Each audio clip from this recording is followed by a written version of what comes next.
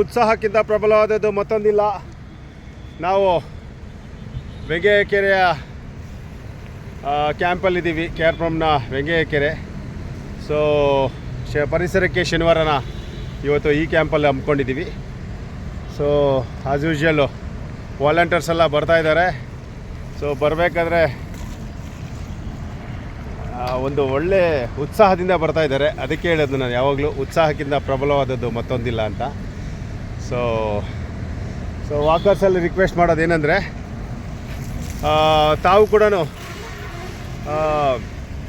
ಬರಬೇಕಾದ್ರೆ, ವಾಕಿಂಗ್ ಬರಬೇಕಾದ್ರೆ 1 litre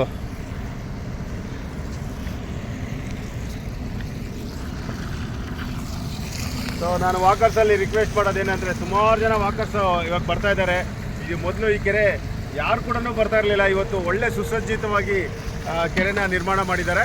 so ಎಲ್ಲ ವಾಲಂಟಿಯರ್ಸ್ಗೂ ಮತ್ತೊಮ್ಮೆ ಧನ್ಯವಾದಗಳು. ಮತ್ತು ಇನ್ನೊಂದು ರಿಕ್ವೆಸ್ಟ್ ಏನಂದರೆ, ಒಂದು 500 ಜನದ ಮೇಲ್ಗಡೆ ವಾಲಂಟಿಯರ್ಸ್ ಬರ್ತಾಯಿದ್ದಾರೆ ಇವಾಗ, ವಾಕರ್ಸು. ಸೊ ಅವರಲ್ಲಿ ರಿಕ್ವೆಸ್ಟ್ ಮಾಡೋದಿದೆ, ನೀವು ಹೇಗೆ ಮೊಬೈಲ್ ಎತ್ತಿಟ್ಕೋತಿರೋ ಜೋಬಲ್ಲಿ, ಅದೇ ರೀತಿ 1 ಲೀಟ್ರ್ ಕ್ಯಾನಲ್ಲಿ 2 ಗಿಡನ ಸೇವ್ ಮಾಡ್ಬೋದು. ಬೇಸಿಗೆ ನೋಡ್ಬೋದು ಎಷ್ಟು ಬಿಸಿಲಿದೆ ಅಂತ. ಸೊ ದಯವಿಟ್ಟು ಮನೆಯಿಂದ ನೀರು ತೊಗೊಂಬಂದು ಗಿಡಗಳಿಗೆ ಹಾಕ್ಬೋದು. So save Bengaluru lakes and save garden city. Thank you.